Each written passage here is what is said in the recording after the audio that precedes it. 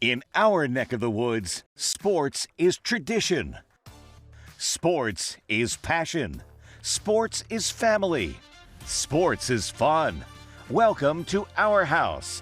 This is Southeast Sports Plus Live with Simone Eli and Gerhard Mathangani. And then there were four, matching the jersey number seen there on the screen. The college football playoff down to the final four football teams, including one team out of the SEC. Not a team that a lot of people saw coming out, but it's the Ole Miss Rebels that will represent the conference. 2 wins away from a national championship. Welcome to Southeast Sports Plus. I'm Gerhard Mathangani, joined by Patrick Walsh. And Patrick, we'll dive into a lot of these specifics here in a while, but I will say this on the front end, and I'll tell everybody this on the front end, that you had Ole Miss going deep on your bracket, and that has now definitely come now to fruition. We have our final four teams left. What is, at this point in your eyes, the biggest shocker to you through the first 2 rounds of the playoffs? Miami, yeah. you know that Morgan Wallen song that just came out over the summer. But yeah, I was astonished at what happened on Wednesday night as I was going over to New Orleans. Uh-huh. I threw the game on. I was like, I'm expecting Ohio State to win. I think I had the final score of Ohio State was going to win 28-7. Right. Because I felt like, now I will say, I had my doubts about Ohio State, and I aired them on this program. I fully expressed, I was like, all right, I really do like Julian Sayin, but I don't think this is the year for him just yet. Yeah. He's a little bit too young. The offense was a little bit suspect at times. Uh-huh.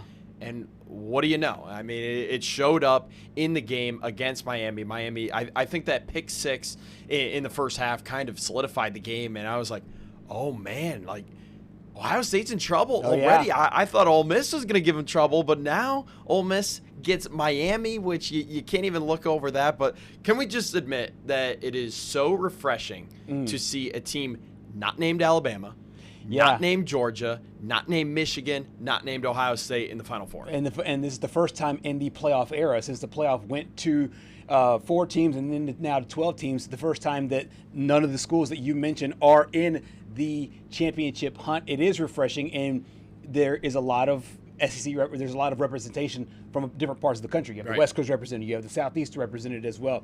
Different blood. You have the Big Ten represented by a completely different school than the one that's dominated over the last few years. We've had intriguing games, compelling games, and even some surprising games here in the first 2 rounds of the playoffs, and the Final Four teams are now moving on. And Happy New Year to you and yours as well. Here is the bracket as you see it. If you're looking at it just from a straight chalk perspective, right?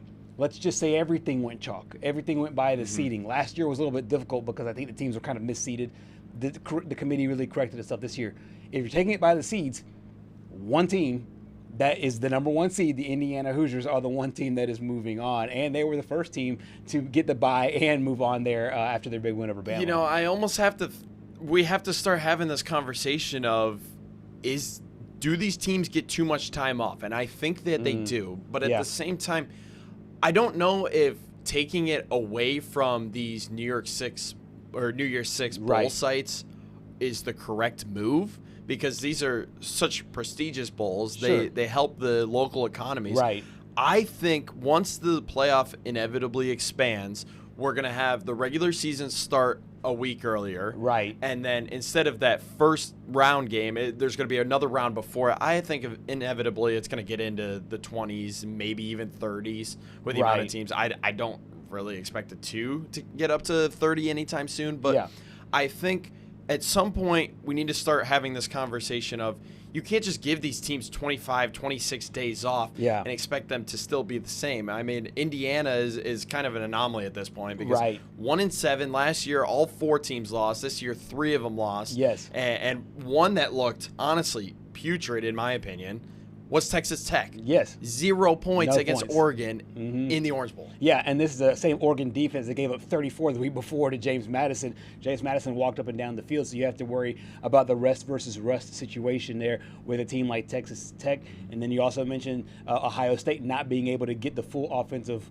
route going. And then to your point, I think the more that the conference championship games get diminished, it feels like a wasted week right there. So can you just scoot everything up a week and be able to get the playoffs in started earlier? I think that's probably where this whole thing goes, and I'm with you. I think that it expands, and the more that it expands, you just don't want to have your top teams having so much time between their last game and then their first game of the games that really matter there in the playoffs. You were in New Orleans for the Sugar Bowl. That's the first one we'll dive into, because this is on paper, it was a great matchup. The second matchup in this thing where it was SEC versus SEC. Of course, we had Alabama, Oklahoma in the first round, Ole Miss and Georgia, and another situation where it was a rematch game. And you've said it all season, it's hard to beat a team twice in the year, especially in this conference. Before we talk about this game, before we dive into the craziness and arguably one of the greatest college football games ever, let's go back to what we said on this program last week. Take a listen. I'm looking at these two quarterbacks. I don't know. I almost want to say Trinidad's the better quarterback. Like, is that crazy to say? No, it's not crazy to say at all. I don't think it's crazy to say at all. And I think that you mentioned this. Had he played a full season, given his production, he's a Heisman winner. Exactly. He's in the final game. Ole Miss and Georgia. Give me Hotty Toddy. Give me the Ole Miss Rebels. I'll see them in person. Trinidad Chambliss throws for 300 yards and runs for a couple touchdowns. You have a great time at the game, but your bracket will officially be busted. I like the Georgia Bulldogs to be able to get the win. Whoa, what was that? Georgia Bulldogs getting the win. My bracket is busted. I don't think so. My final show of 2025 was not a good one. I took a shot at your bracket. I was like, you know what? I thought at the time that Georgia would go the same route as they did in the SEC championship game. They played good enough defense to be able to win. Yes, you called it right there, literally right there on the head. And I think that what it also says to me is that this team is completely and fully and wholly bought in to Pete Golding, to Charlie Weiss, to every single thing that anybody who thought, myself included, you would lose with Lane Kiffin. You not only have not lost it with Lane Kiffin now in Baton Rouge, this team has rallied even more and even further, and it has helped them out, and now they're 2 wins away from championship. Well, I almost think that these players at the time when Lane Kiffin ended up packing his bags and heading to Baton Rouge thought, hey, this guy just quit on us to go to another SEC school. Now, it's one thing if he was like John Summerall and at an American school where, it's just the level of competition isn't the same as the SEC. And it's understood by all parties that was the case. The fact that you left your school to head to your school's rival down there in Baton Rouge in the midst of the best season in program history, just there are so many question marks about it. And everyone was like, all these players are just going to follow him. I don't think so. I've been saying I don't think as many players are going to follow him to Baton Rouge as some people might think, because I think Xavier Harris said it great. This guy literally quit on us, and he ended up, I think, having like 11 tackles. He was just an absolute menace for them on the D line. And I think I brought up that Georgia had to run the ball effectively against Ole Miss in order to win the game, because that was the one thing that Ole Miss didn't really do well this season. Right. And there was like 2 drives, I think, in the second quarter where it was Nate Frazier was just having his way. And I'm sitting there like, man, Ole Miss, they got to start stacking the box or something, because this is going to get out of hand quickly. Right. And then after that second quarter, I think they shut him down pretty well. And my goodness, Trinidad Chambliss had unbelievable. If you weren't listening to both of us earlier in the season when we said that after he took over the starting role for Austin Simmons, well, let this game show you exactly what you were missing out. I mean, it was just absolutely incredible what he was doing in this game. Yeah, he was, and it led Ole Miss to a 27-13 right in the second half. And he did it with his arms, and he did it with his legs. There you see the special teams also got it done. But the thing about Trinidad Chambliss, I think what you noticed at the beginning when he came in, like you said, for Austin Simmons, you noticed the talent off the jump. The very first thing you noticed, and I'm pretty sure that was some of the things that stood out to Lane Kiffin and the staff when they recruited him out of Ferris State. The talent was there. But now you're adding that with the leadership component, and he's playing well in all these big games. He doesn't make the same mistake twice. So I think those are the biggest things, that he is just stacking good days, good plays, good series on top of good days, good plays, good series. And next thing you know, the good games are now stacking up there as well. And it just feels like the sky's the limit. To your point earlier about the LSU players the Ole Miss players probably being a little miffed. If you're sitting there in Ole Miss, you're like, we're 2 wins away. We just beat one of the perennial powers of this whole conference, of this whole playoff bracket. There's nothing that we can do at LSU that is below what we're doing right now. And so you don't see LSU as some gaudy program that you might have had you been playing football not even 5 years ago. You know what I mean? Yeah. Like you would have just considered them at a higher level.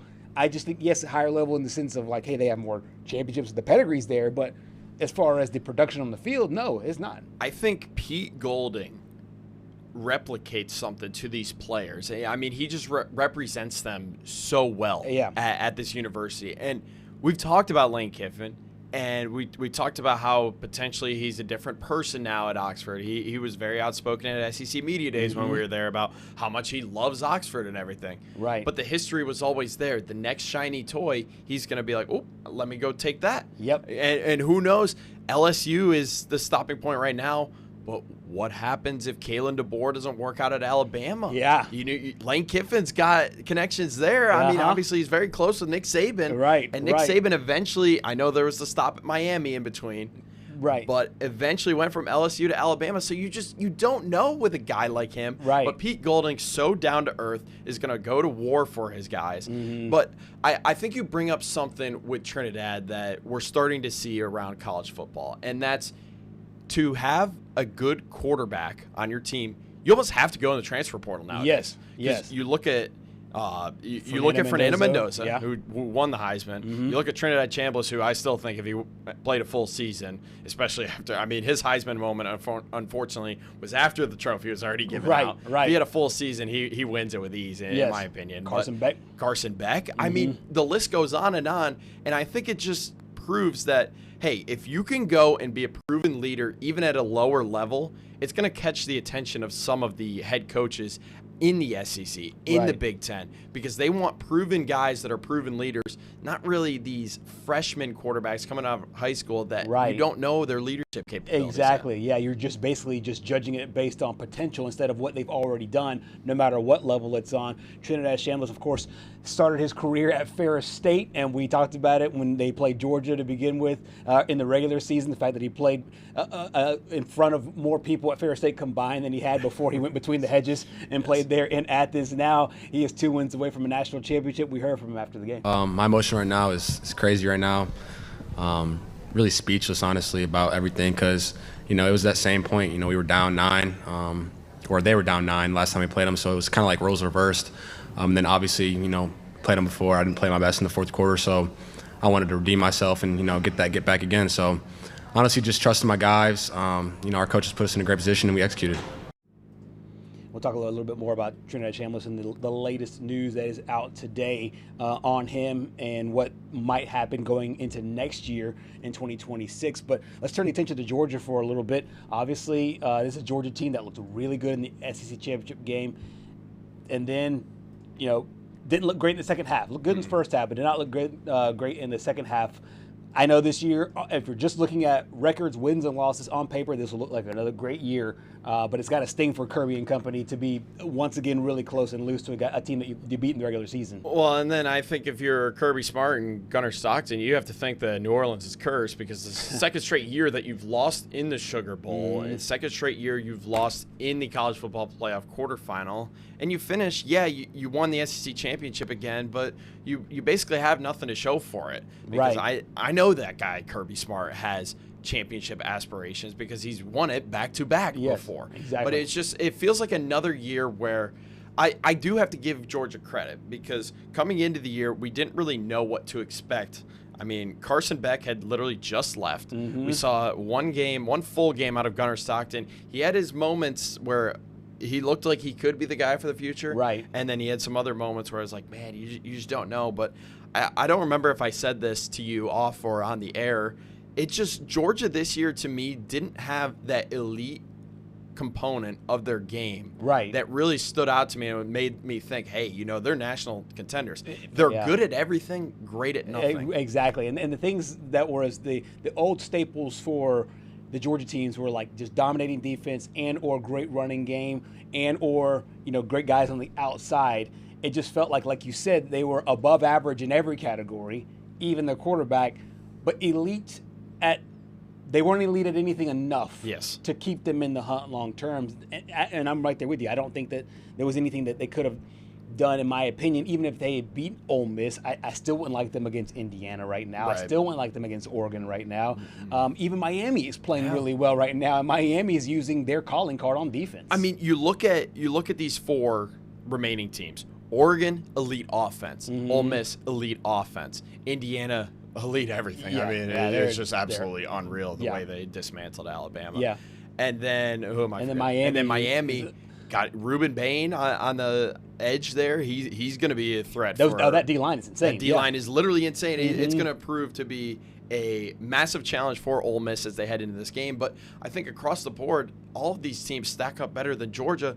Georgia just had the experience from the coaching. And honestly, you know, before we head to break here, there were some questionable coaching decisions, especially going for it on 4th down in your own half with like 10 minutes left that led to a 2-play drive for a touchdown. Right. I mean, Kirby, he went for the fake punt. They converted it. It just felt like he was just trying to push the envelope just a little bit more until, like Dan Campbell in the NFL, just tried it too much and it just didn't work. Right, and he might have been doing that to overcompensate for, because he did not have an elite phase of any part of the game. Really exciting show for you to start off 2026. We'll look at our guests and topics. We'll start with the topics. Oklahoma basketball cruises in their SEC opener. We will talk with Brian Brinkley coming up about that. Texas also wins in the Citrus Bowl, what that could mean for 2026. Ole Miss topples Georgia in the Sugar Bowl. Another bad day for the Bulldogs there in the Dome. And Alabama, are they back to being average after being dismantled at the Rose Bowl there in Pasadena? We'll talk about that and so much more with our guest. Happy to have Brian Brinkley on in our next segment coming from Oklahoma City. We'll catch up with Roger Wallace, fresh off the plane from Orlando, back in Austin, Texas. And Corey Curtis will join us from Nashville. Looking forward to that and so much more here on today's show. Stay with us. Southeast Sports Plus continues after the break.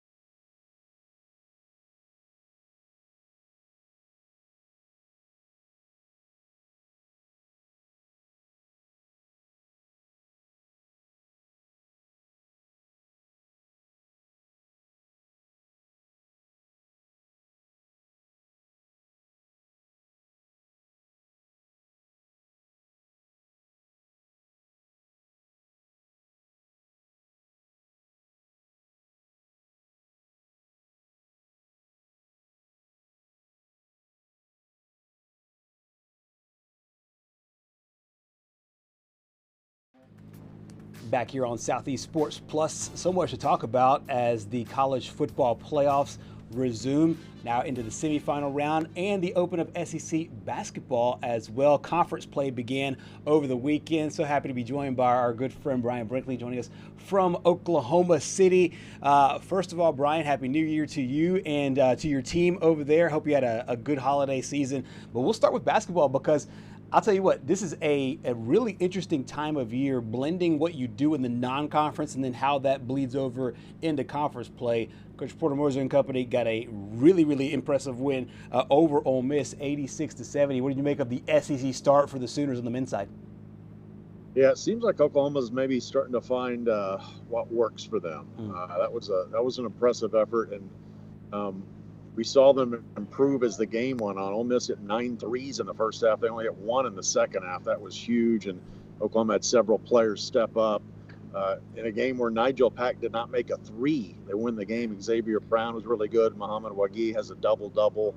That's an impressive win against Ole Miss and a good way to get SEC play started because, as we know, it's going to be a brutal stretch. And they go to Mississippi State next, and the Bulldogs had a nice win in Austin on Saturday. Brian, you brought up Mo Wagi, and being a former West Virginia guy myself, he was there when I was in college. So I remember him as a guy that had this great potential, but he just was inconsistent at times. How big of a factor could he be for the Sooner team moving forward? I think it's going to be a big factor. I mean, for the last 2 years, the story with him is, can he stay out of foul trouble? If he stays out of foul trouble, he's a major factor. He's just got to stay on the floor. And when he does that, he makes things happen for Oklahoma and does things that they need him to do. And that's a good way to get conference play started for him, a double-double there, 3 blocks, you see, against Ole Miss. Yeah, it looks like he's certainly found a home there. Went from West Virginia, played at Alabama for a season, now a couple of years there in Norman, and a good start for him in SEC play. We got a chance to hear from Coach Moser on Mo Wagi. Yeah, and I'll tell you this, too. Sometimes the tape shows me something different. And all his fouls weren't undisciplined fouls last game. And we talked about it, and I don't want him to get not aggressive. It's just hard for the timing or some of those fouls. Like, he got one going in for the offensive rebound. That wasn't even called tonight because the bodies are so big. I don't want you to not go for the offensive rebound. And he ended up getting a foul. He just barely put. So we had a couple fouls that the tape showed me. But to answer your question, he's so valuable on the court. He played 28 minutes. Kai and Kirill are still building depth. This is their first SEC game. We're going to need them. But there was points where Mo was just so in tune to what was going on. 15 rebounds, 3 blocks, a steal, orchestrating a lot of defense. So he was really valuable, and we're just better when he's on the floor. In addition to Wagi, Xavier Brown obviously had a huge game there as well with those 23 points. As you look to the leadership of this group, what did this first game in the SEC tell you about their potential as they move forward and get ready for their first road game in the league? It looks like they're kind of learning about each other. The chemistry is starting to gel. At the start of the season, you could tell they were still trying to learn about each other and try to get that groove with each other. I think it's starting to finally start to meld together, and we saw them finish non-conference play pretty well. That's a good win to start off conference play. Brown's really starting to play well for Oklahoma, and I mean, like I said, I told you a few weeks ago, Pack's the only one that you really knew about what he could do, what he has done at the college level coming in at a high level. So some of these guys that are in their first year at Oklahoma now, I mean, look at those stats for Brown. That's impressive. He can do that every game. Oklahoma's going to win some games in the SEC. Absolutely.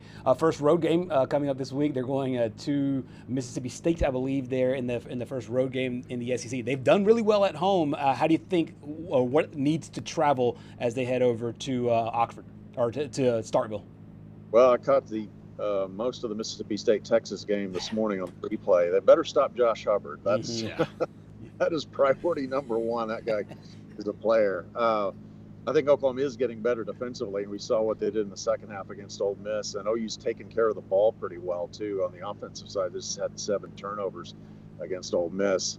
And when you go on the road in the SEC, you better take care of the basketball. But Josh Hubbard, and especially Mississippi State's one of those teams at home. They are a couple of notches above where they are on the road, and they are coming off a nice win in Austin. So a tough one for Oklahoma in Starkville. Flipping to the women's side, the women beat Mississippi State and did so in dominating fashion, held up to 8 first quarter points on the way to a 95-47 win. This is a team that is the top 5 team in the country. Really strong SEC overall, but to be able to get that kind of win in league play, what did it say for the Sooners on the women's side? Yeah, that was impressive to me. I mean, Mississippi State has a bunch of newcomers this year, so it was hard. But they went 14-1 in non-conference. Didn't play a real tough schedule, so it was hard to tell what kind of a team they had. But for Oklahoma to just dominate the game like that, in every quarter, they won every quarter. Had 6 players score in double figures. They had 3 double-doubles. That's the second time this year they've had 3 players double-doubles. Sahara Williams is on pace to get a triple-double, and then just couldn't close out in the assist category. But when they get going offensively, and they've been doing that here the last several weeks, they are difficult to stop, and they play so fast. You have got to get back. They score a bunch of fast break buckets after made baskets. So you cannot celebrate, oh, good, we made a basket. No, you better get back, because OU's going to push the ball up the floor on you. Right, absolutely. We got a chance to hear from head coach Jenny Baranczyk on one of her big-time playmakers, Aaliyah Chavez. Well, I think anytime that you can really manage an end of quarter, it always gives you great momentum going into a timeout. That's what you want, right? I thought she did a nice job, especially she was not on her A game today, obviously. And I think for her to be able to end the quarters that way, but she also put people in really good positions to do that. And they put her in really good positions. I think when we play like that, it's really hard to guard us. There's times that's really easy to guard us, and you can see those moments where we stand or we've got, we go into some isolation plays a little too much. But when we play team basketball, and that's what we did at those end of quarters, and she put the ball in different people's hands, and there were different reads that were made, and then really good things tend to find you. It's always nice when the shot goes in, but even the execution is good, and when the execution isn't good, you got to figure out why the execution's not good. Brian, I find it kind of funny because the men opened up against Ole Miss and are now playing Mississippi State, and then the women open up with Mississippi State and are now playing Ole Miss. And this is a matchup against Ole Miss, which they're a pretty good team here this year. What can we expect from the Lloyd Noble Center? Yeah, Ole Miss is the team that OU's most familiar, well, other than Texas, obviously, having been in the Big 12 with them. But this will be the 4th straight year they've played Ole Miss. They played them in non-conference home and home the last 2 years of the Big 12, so this will be the 4th straight year they've played Ole Miss. And these are fascinating games. OU's won them all so far, but OU wants to play fast, and Yolette McPhee-McEwen wants to muck it up and keep it in the 60s if she can. They've done that in the 3 games, but Oklahoma's won them all. I know you had to rally last year in Oxford to win, but they're really fun games to watch because OU wants to play fast and Ole Miss doesn't want to. They want to get up in your face defensively and be methodical on offense. And Ole Miss, like the first 2 OU opponents, is almost totally different from a year ago. They have, I think, 9 newcomers, but they're still going to play the way Coach Yo wants them to play. And then Cody McMahon, she's a really good player, a nice addition for them. Almost got the game-tying 3 there against Texas on Sunday. Right, absolutely. Some really impressive starts there for the men and the women for the Sooners. Brian, thank you so much for joining us here on Southeast Sports Plus. Thank you. Absolutely. Brian Brinkley from Oklahoma City, the 1-0 men, the 1-0 women. And I think if you're a Sooners fan, the women you knew were going to be good. I think you're wondering how good. But for the men's side, this is like, hey, they could build something from this, especially now as they go on the road. But it's just that consistency that needs to become apparent for this OU men's basketball team. Kind of, tap into that success of the Thunder and that consistency up until late. Right. And we were talking about potential Warriors. You got to watch out. Your record might be gone, but I think if Mo Wagi can continue to have games like he was having against Ole Miss, this is going to be a dangerous OU team to watch. Absolutely. Lots of celebration going on in the state of Texas as well, especially over in Austin. We'll catch up with Roger Wallace coming up next.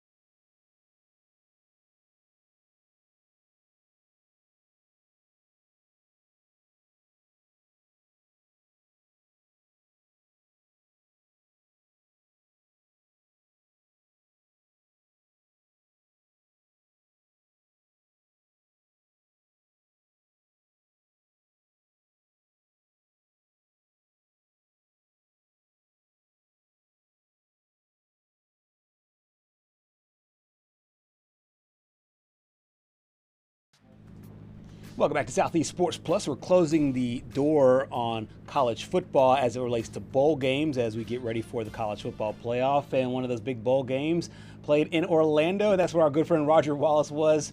Roger, it was cold as all get out the last time we saw you, and you finally got a chance to heat up there. Did you thaw out after that big Texas win? Yeah, that was an odd little stretch of weather down in Orlando for Texas's last 2 days, but the game day was very nice. It was sunny and mild, and of course Texas took care of their business. But it was I'm sure it was fun for a lot of players to get a few days and do the bowl thing. And as Arch Manning said after the game about Uncle Peyton being an MVP twice, he goes, "No offense to the Citrus Bowl, I don't want to come back here and play again next year." Obviously, college football playoff is the goal, but yeah, I mean it went well.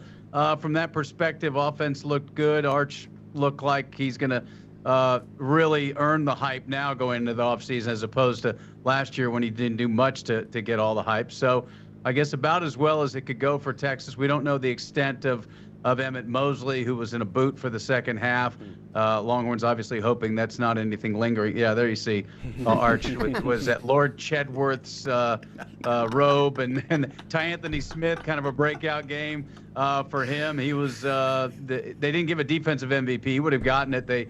He had the 2 interceptions, but yeah, I mean, they celebrated like they won a playoff game. Mm-hmm. Yeah, exactly. And I think you brought up this point last week, and I thought it was such a good point. The fact that I think it's largely overstated how much bowl games help springboard to 2020, the following year, whatever that is. I do think it helps, though, individually, and if it does, I think what Arch was able to do as far as setting himself up for next year, you mentioned the hype now being a little bit more real. But what do you think that game did for his confidence, both with his arms and his legs being able to get it done? Yeah, no doubt. I mean, he's going in with a great feeling. He kind of, I don't know about that feeling, cheese-crusted turkey leg. But yeah, he did it, 155 yards rushing. He did it through the air. He led this team. He was solid. But I will say, I don't think for teams it necessarily does a whole lot. But you're right, for individuals, and I think two of the best examples are Christian Clark, the running back. Didn't see a whole lot of action, but he ran for over 100 yards. Mm-hmm. And then Khalil Lockett, he made 2 plays, but he had the touchdown catch that kind of helped ice the ball game for Texas.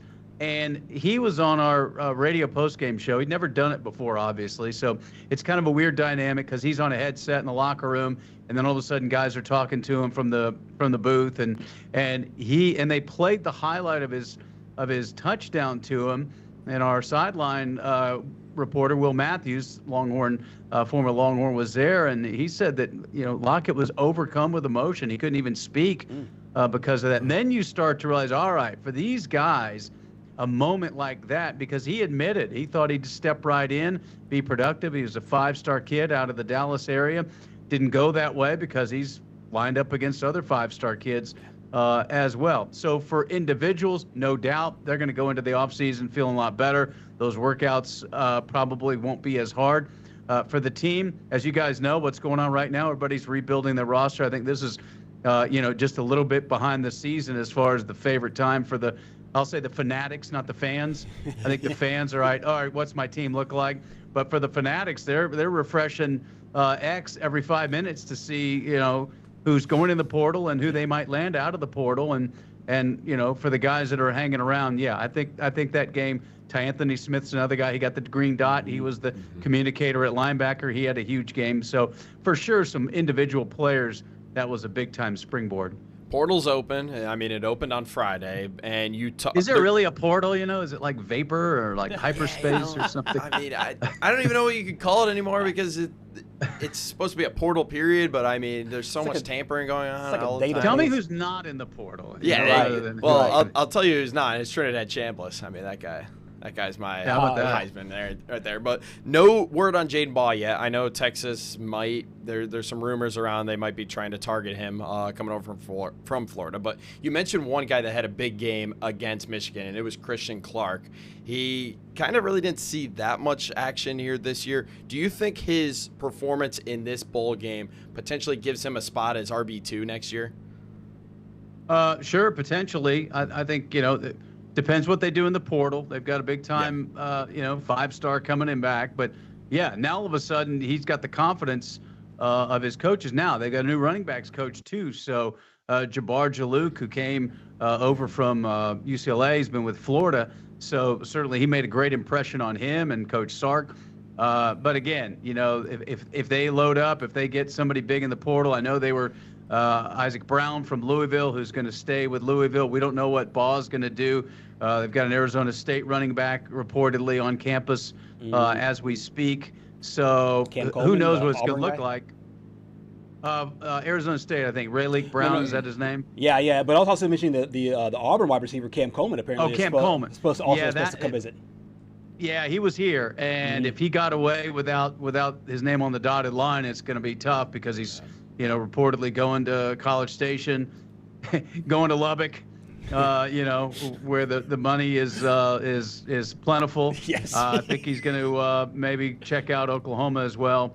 But I think Clark certainly right now looks like a guy that could be counted on, but everybody's trying to upgrade, so we'll see what that means come next summer. Well, I tell you one thing, and you brought up Jabbar Jalouk being the new running backs coach, and I know Texas goes to LSU next year. Just keep him away from the LSU guys, because if Gerhard, you remember he's the one that kind of started that brawl. Yeah. Like, just keep him away from the guys. Maybe he learns his lesson finally. Yeah, I think they'll make sure that. Well, who knows? Who knows what'll happen? Yeah, but that bowl game was chippy, guys. I don't know how much you saw, but I mean, it was every other play, and that kind of indicated part of the fact that those two teams were ready to go, and they were ready to go at each other. They were at an amusement park the day before or 2 days before, I think. Riding rides with kids, and if they'd done it after the bowl game, they'd been trying to throw each other off the rides at the amusement park. But I know you're going to talk about that guy, Parker Livingston. He's a hot topic. One of Arch Manning's roommate. I think Arch is looking for a new roommate now, it appears. But we'll see. Jalouk's. Everybody said how good he is, and how he will help Chad Brown, who came for one, or Chad Scott rather, came for 1 year. He stayed with Neil Brown. He's at North Texas now. He landed with a job, but that running back room is obviously a concern right now with what is available in the portal and what they think they need to do to hit a home run. Absolutely. Final thing on football before we move over to basketball, that defense with Bryce Underwood, I mean, just gave him fits all game through 3 interceptions. What does that mean for that unit as now Will Muschamp comes on board with a lot of new faces? Yeah, and they lost a lot. I mean, they were playing without 7 starters, and they managed to get it done enough with a lot of young guys, and we'll see how many they hold on to. Hero Kanu was a disruptor in the middle. He is still not made a decision 100%. Seems like he was leaning towards staying, but they did a nice job on Underwood, and they got to Underwood. They put him on the ground, and they didn't really let him do anything dynamic.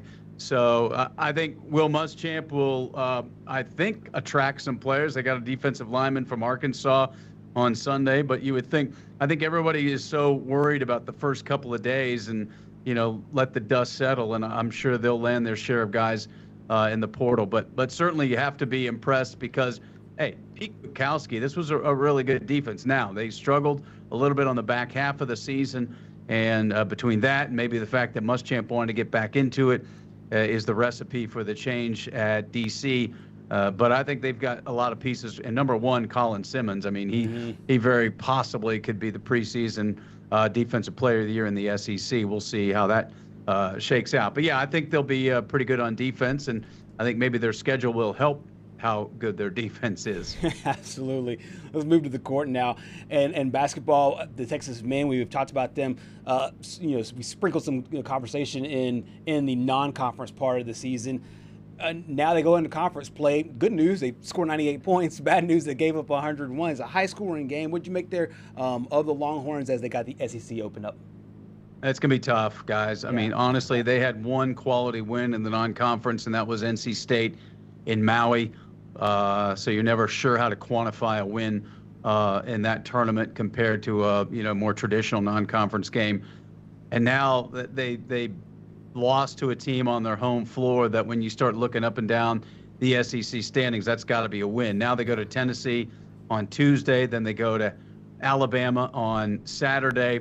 Last year they started out 0-3 and they clawed their way back to some respectability, but they're going to have to pull off a real big surprise this week to avoid another 0-3 start before Texas A&M comes to Austin. That's certainly, I mean, there's no gimmies, obviously, but man, you got to take care of the home court against the likes of a Mississippi State where, you know, they had a 7-point lead with about minute 45 to go when Dalen Swain fouled out with 34 points and still had a chance to win it in regulation and had a chance to tie it in overtime and couldn't get it done. There you see Swain. I mean, he's tough as nails, but they need some help. And guys, I don't know if they're physical enough with the way Sean Miller has this roster. I think he's a little disappointed in some bigs that thought that would produce a little bit more, and then they've been inconsistent in the backcourt. So I said before the season that they'll probably win some games they're not expected to.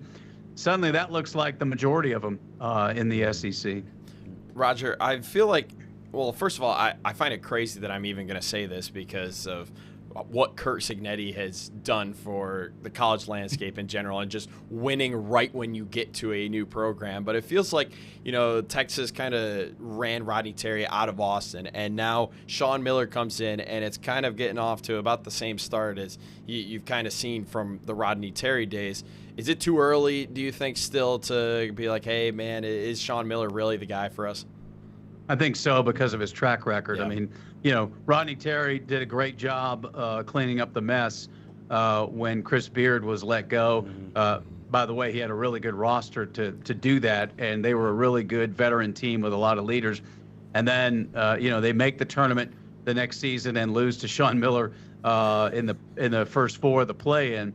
And so Rodney Terry, excellent recruiter, excellent assistant coach, but his 10-year run at Fresno and UTEP were okay. You know, would not have gotten the job as a head coach at Texas from those two schools. So, you know, the circumstances led him to being promoted to the head coach. So, no, I think, you know, I think Sean Miller's got a track record where you're right. You got to do it. You got to do it fast. And he had to try to put this roster together the best he could in a relatively short amount of time when you think about he got here at the end of March. But, yeah, I mean, they've got a recruiting class they're pretty excited about. But, yeah, this is going to be a struggle, and they're going to have to go deep in the portal. And we'll see. You know, there's a lot of thought that, you know, right now they're not committing the dollars that he would like compared to some other programs. But, you know, you got to pick your spots when you're talking about the rev share money.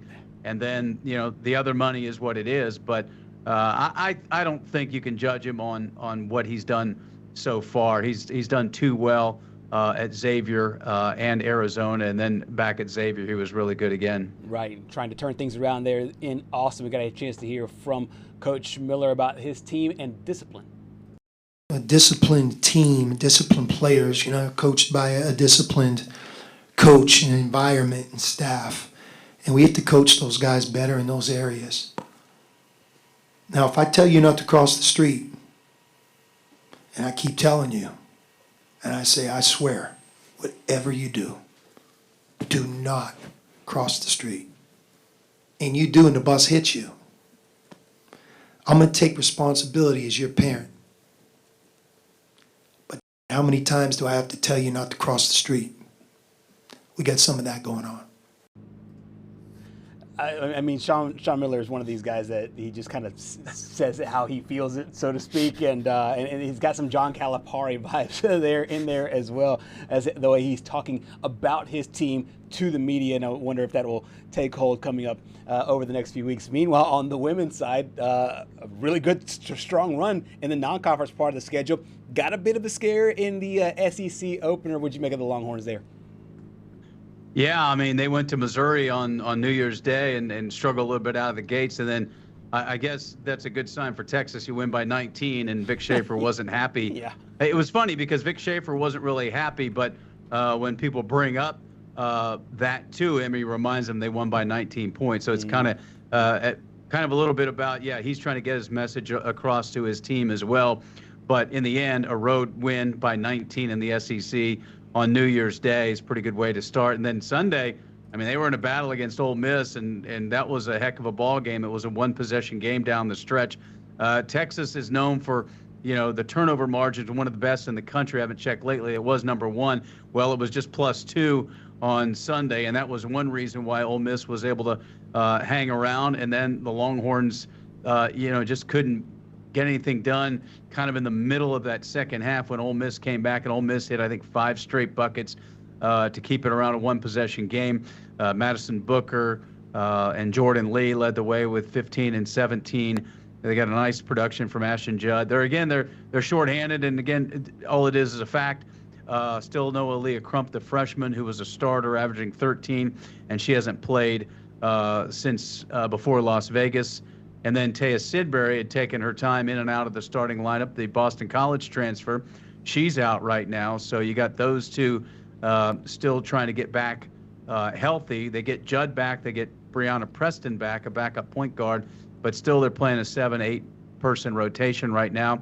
And they've got Auburn, and then they go to LSU. Talk about a snake pit on Sunday against Kim Mulkey. They'll be in a bad mood down there the way their SEC has started. Yeah, no question about it. 17-0 to start the year, 2-0 in the SEC. But as you mentioned, this road gets really, really hard for them moving forward. Roger, thank you so much for your time, both in Orlando and now that you're back in Austin. Great to see you again, and Happy New Year.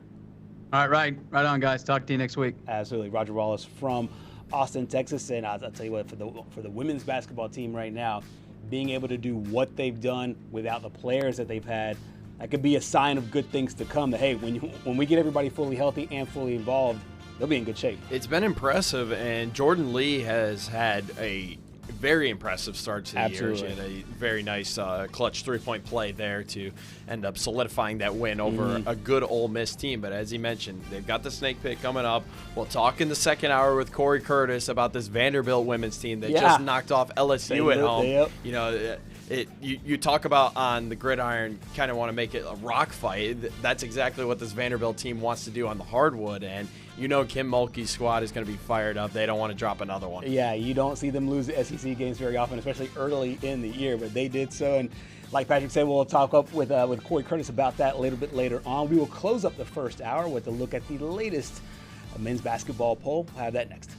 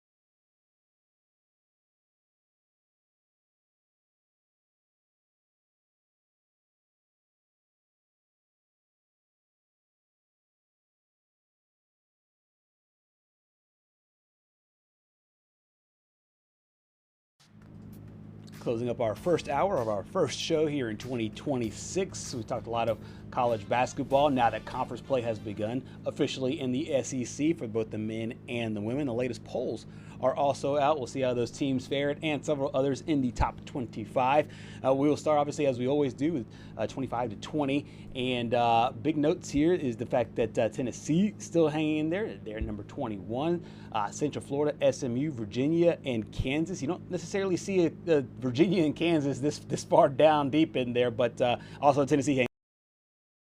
You brought up Virginia, you brought up Kansas. You also have to say Tennessee because it's just been such a strange start to a year where the Volunteers thought they were going to be really good. And I know Rick Barnes coached teams get better as the year has gone on, but Nate Amon and Jacoby Gillespie just haven't really seemed to be able to lead this team to where they think that they are, and then obviously falling to Arkansas over the weekend.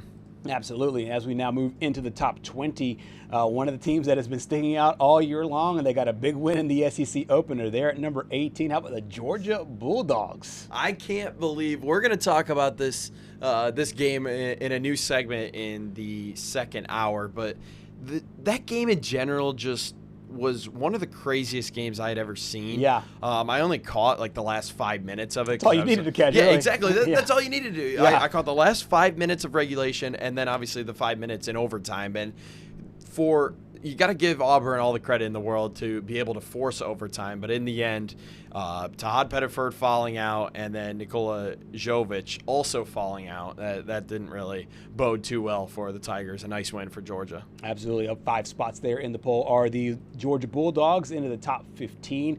That's where you'll find the Arkansas Razorbacks up 3 spots after last week. Alabama also up 1 spot there as well into number 13. And the team that has been the highest ranked team for maybe the last 3 weeks now has been the Vanderbilt Commodores, and still with a goose egg in the loss column. We talked a little bit about that Arkansas win over Tennessee, a very nice one there. I think Courtney said last week that Arkansas, she didn't really know what to expect from this game, but I think Arkansas actually handled themselves pretty nicely. And then Alabama as well, getting a really nice win over a Kentucky team that has been up, it's been down.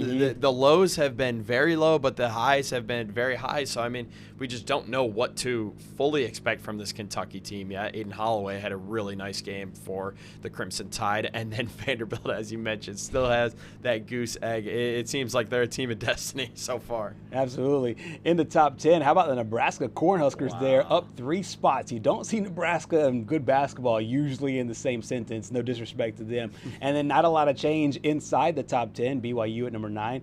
Gonzaga remains there at number 8, down 1 spot to number 8. Houston up 1 spot to number 7. And the top 6 remain the same as Duke is in there. And I'll tell you what, this is going to be an interesting fight here towards the end, because I feel like all these teams will hover around the top 10. I feel like your top 10, maybe outside of Nebraska, top 10 are kind of solidified. That's the way they played in the non-conference part of the schedule, now going into the conference part. Yeah, I would definitely agree. And Nebraska is still searching, as I mentioned last week, for their first win in March Madness. Just got to finish out this season strong, and I would fully expect them to get that. BYU, led by A.J. DeBonta. Gonzaga suffered a scare against Seattle University over the weekend, and then Houston and Duke, right there at 6 and 7. Yep, and then inside the top 5, there are no changes, including the top 2. We will say, though, the fact that if you take a look at inside the voting for this, the voting has Arizona and Michigan literally 1 point. 1 point? They are apart. So close to each other. I still have to give the edge to Michigan. Had a 30, get this, another blowout win. But I mean, for both of them, really. I mean, Arizona beat Utah 97-78. But then Michigan beat USC 96-66. Right. So it's like, again, year of the blowouts. It's just been absolutely unreal. These two teams are by far and away, with Iowa State honestly being, it's like these two teams, and then Iowa State's like right here, and then 4 down, it's just like way down here. Exactly, and that includes national championship winners like UConn, like a team like Duke that has won here recently. And to your point about how Michigan, how good they are, I think the separation you're seeing is in the coaches poll. 24 first place votes to 7 for Arizona there. So really interesting stuff in college basketball. Hour number 2 of Southeast Sports Plus is next.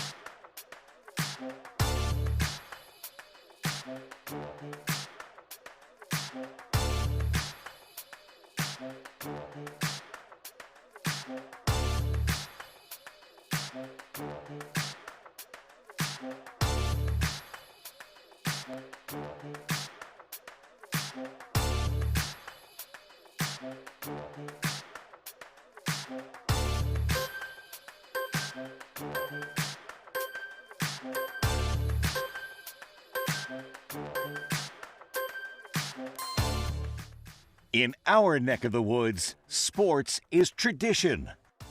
Sports is passion. Sports is family. Sports is fun. Welcome to our house.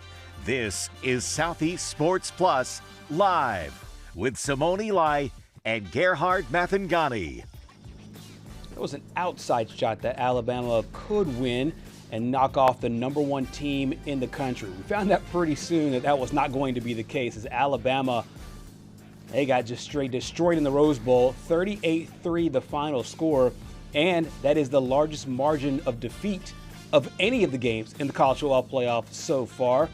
41-10 was the score of the Ole Miss Tulane game. Bama getting beat by 35. Welcome to Southeast Sports Plus. I'm Gerhard Mathangani, joined by Patrick Walsh. And before we go any further on this, I guess we got to give this to the audience. It is hot as I'll get out back here, yes. So we're navigating through. So if we sweat profusely, just please forgive us here.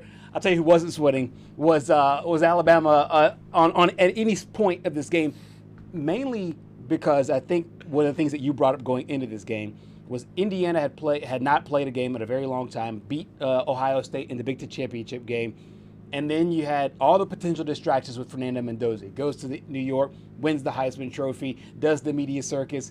You just don't know how teams like that will respond, especially given the fact that last year none of the teams that had a bye ended up winning.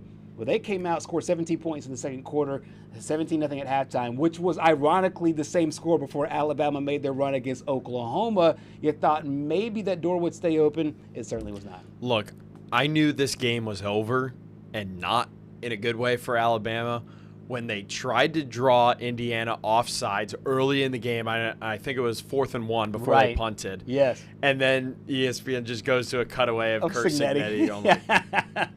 The second I saw this look, I was like, oh, boy, Alabama is in for a long afternoon. And as if there weren't any bad memories from the Rose Bowl a few years ago, Michigan sending Nick Saban to College Game Day.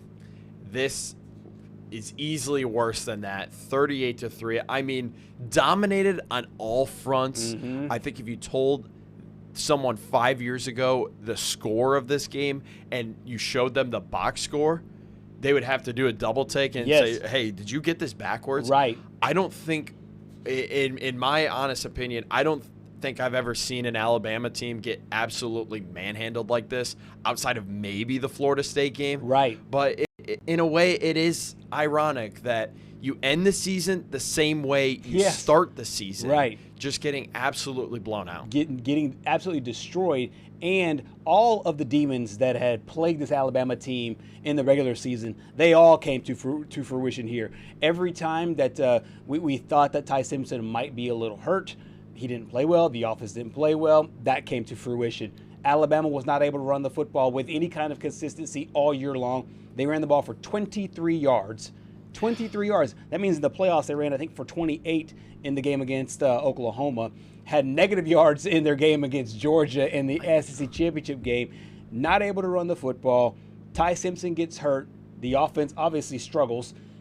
And then on defense, there's only so much you can ask that defense to do. I think a lot of people will see 38 points, but it's like it was just a matter of time before the dam broke. You can't expect the defense to play well when your offense is doing nothing. So it's like the defense heads out onto the field, and then Indiana scores some points, takes some time off the clock, and then you go sit on the sidelines for like 3 minutes, and then you're back out there, rinse and repeat over and over and over again. Alabama could not get anything going on offense, and it's just shocking to see how badly they ran the football, not only this game in general, but this entire year. And you just cannot put all of that on Ty Simpson and basically make him become Superman.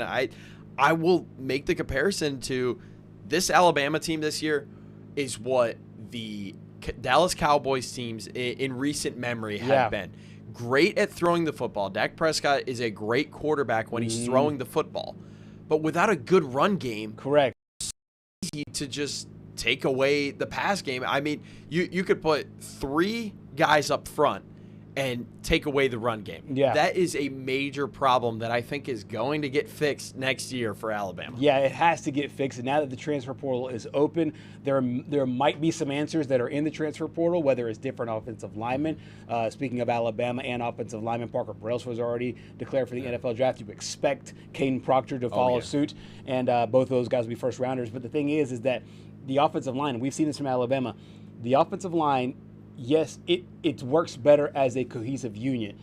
They have 2 excellent players. They just did not have consistency enough to be able to run the ball with any certain with any degree of regularity. And like you said, you're asking Ty Simpson to put on the Superman cape every single week, and you just can't, especially as the defenses got tougher. And we saw that in the Georgia game, and we definitely saw that there in the Rose Bowl. And, I mean, just to add insult to injury, he left the game with a rib injury. And I specifically want to clarify this. He left the game with an injury. I know some fans were like, no, he got benched. No, he left the game with an injury. I think it came out that he cracked his rib. Yeah. So he did not get benched for Austin Mack. I would never expect Kalen DeBoer to voluntarily bench Ty Simpson in a game where he didn't even throw. I mean, when you look at the stats, the numbers don't really pop out to you. But I mean, at least he was 12 for 16. Right. But outside of that, it's just you can only do so much against an Indiana defense that held Ohio State to 10 points. Right. And that was a really good defense with a really good wide receiver who could potentially be entering the transfer portal. That was a little bit of an interesting end to that to that Cotton Bowl. Yeah. Why is Jeremiah Smith going and dapping up all the Miami guys? Right. I thought that was curious too. Yeah, I thought that was very, very curious as well. But I mean, you just can't expect Ty Simpson to go out there and just dominate like maybe a Trinidad Chambliss or someone like that. And I think Trinidad is also a product of the pieces around him being well. Kejuan Lacey is so good. Harrison Wallace had an amazing game for Ole Miss. And when you just look around this Alabama lineup, Jeremy Bernard kind of had his coming out party here this year. Ryan Williams, it's crazy to say he surprisingly had a really good game against Indiana. Right. And he was one of the leading receivers, something that we just haven't really seen from him this year, looking to potentially make that next step. But as you mentioned, the run game just has not been there, and it's just going to be an overarching thing over this whole season. Yeah, and I think that if you're Alabama, it's kind of back to the drawing board because you mentioned it, the fact that the Florida State game at the beginning of the season and the Indiana game late in the season, they looked like 2 sides of the same coin. Yeah. It looked like 2 of the same kind of defeats. One was on the road, obviously. One was in the college football playoff. It just felt like that this team just had holes that they just could not answer over and over and over again. Of course, anytime there is a loss, anytime in the season, there are a lot of emotions that go with it. But head coach Kalen DeBoer, him and his guys are having to put things together and put the pieces together for him. Meanwhile, for Ty Simpson, still no word so far with his future moving forward. Could go to the draft. There's some speculation that he could go on to another football team. He's a Tennessee native. Tennessee will be looking for a quarterback. That was a team that was thrown out. Another team that was thrown out, possibly Oregon, is one of the ones I saw there on social media there as well. But his marketing agent has talked a lot about. He hasn't made his decision. He'll obviously great things after the season and be able to get it done. But going back to Coach Kalen DeBoer, there's obviously a lot of emotion that comes with it, losing a game like this, because now everything you've worked for since whenever spring practice opened till now, it is now over. Got a chance to hear from Coach about what this team will look like and the things that came after that loss to Indiana in the Rose Bowl. hit on that. You got guys that are moving on, and it's the last game they play here, and got careers at the next level. And then you got guys that you want to start laying the groundwork for, the future. And I know, because I've been doing this long enough, and I have experiences that I can fall back on, that the fine line between what we had out there today and being at the very top is such a fine line. And you got to go back to starting over from scratch with putting the people around you, the right people, committing to something, a common goal together, and the actions following it. And so it's such a fine line. You may not feel like it when you're in this moment right now and what happened today, but I can tell you it's a fine line between being here and being at the top. But we got to do the work. We got to put the work in. You got to believe. You got to be consistent. You got to have discipline, and we'll get back to work and start all over again. Before we turn the spotlight over to the Indiana side, I thought if you're an Alabama fan and you saw Austin Mack come in, Mack also threw 16 attempts, same number as Ty Simpson. He went 11 of 16, 104 yards there in the game. It's kind of crazy that one of the leading rushers for Alabama was Ty Simpson with 17 yards. So it tells you a lot about them. But Austin Mack was able to lead the team, didn't score, but was able to lead the team down the field. Looked pretty promising. I think if you're an Alabama fan, I know they got Keelan Russell there as a backup. I think there's a lot of interesting decisions to be made, not only with the running game, but also with the QB room. Well, I think you bringing up Austin Mack also brings up an interesting conundrum for me, and it was all the talk coming into the season was the quarterback battle between Ty Simpson, or is it going to be Keelan Russell? Right. But as the season went on, we started to see Austin Mack was more so he was the backup yeah. more than Keelan Russell. And I don't know why that happened. I don't know, maybe if it was because Keelan was young and Austin Mack just had the better camp, so to speak. But when you look at the future, obviously nothing has been said about Ty Simpson yet. I'm sure we'll find out here in the coming week or two, because in today's world, you almost have to let your team know. Yeah. Especially with the transfer portal and how short that window is. You got to let your team know. Yeah. So that way they can prepare contingency plans and stuff like that. And there are some really good quarterbacks in the portal if Alabama were to go and go after some of these guys. But I think when you look at some of the problems, as you mentioned, there's two major holes now on the offensive line that they have to fill. I would almost expect, you and I both know this, I honestly think their running back coming in next year, E.J. Crowell, might actually win the starting job as a freshman. Insane. Right. I mean, they can only go up from here. Correct. In the run game. Yes. It was just so glaringly bad this year that there's just no way it can be bad 2 years in a row.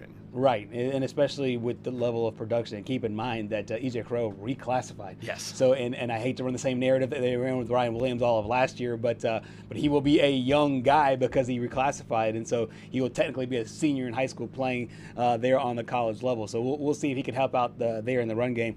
Sticking with the quarterbacks, we got to turn the spotlight over to Fernando Mendoza. Heisman Mendoza. I mean, Heisman Mendoza, I love that. He proved to everybody that if you thought that there might be some rust, if you thought that, hey, Indiana hasn't been in this kind of game yet in the college football playoff with this high, they were a 7-point favorite in this one, and it just felt like every single time they needed an answer, he gave it to them. Very efficient day, 14 of 16, almost 200 yards, 3 touchdowns, no interceptions. It seems to me that this guy is just an overall leader. Like it just reminds me of not some crazy, blow you away with his arm, with his talent. He's obviously talented, but it just feels to me like the perfect leader for this team and poised to win a national championship. I brought up in hour one, I think nowadays coaches are starting to look towards different levels of football for their quarterbacks in the transfer portal. I mean, Bryce Underwood, maybe eventually he'll grow into that leader that Michigan needs him to be, but you just cannot throw these freshmen in especially true freshmen in a quarterback and fully expect them to be able to lead a football team. You need to go into the portal, and that's another thing I want to bring up.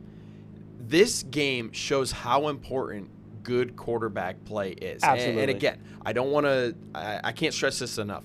Ty Simpson did get hurt in the game. He did not get pulled because he was playing poorly by Kalen DeBoer. Yeah. But it just goes to show how important the quarterback position actually is.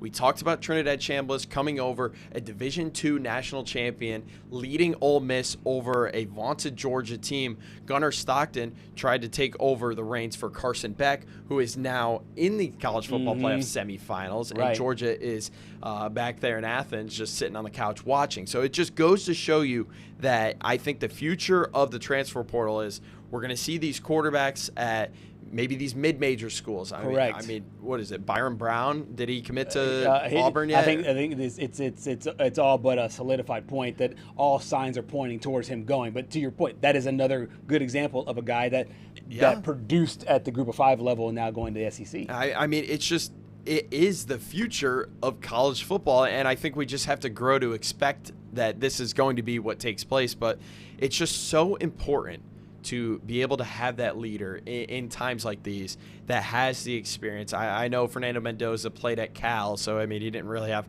that much experience. I think Cal ended up finishing 6-6 last year. I think so, yeah. He found a great fit in Indiana's offense, and now they're getting Josh Hoover for next year, who I think is going to be a great fit under Curt Cignetti. So Indiana's not going anywhere anytime soon. No, they're not, and it looks like they have a formula in the way they're getting it done. It feels like a little bit of one and done, but not the same kind of one and done as college basketball, because they're picking up 19-year-olds going to the NBA. This feels like, hey, you go get a seasoned guy for 1 year, you bring them underneath your house, show them your way you do things, and let it roll from there. The way that Alabama used to win is demoralize teams.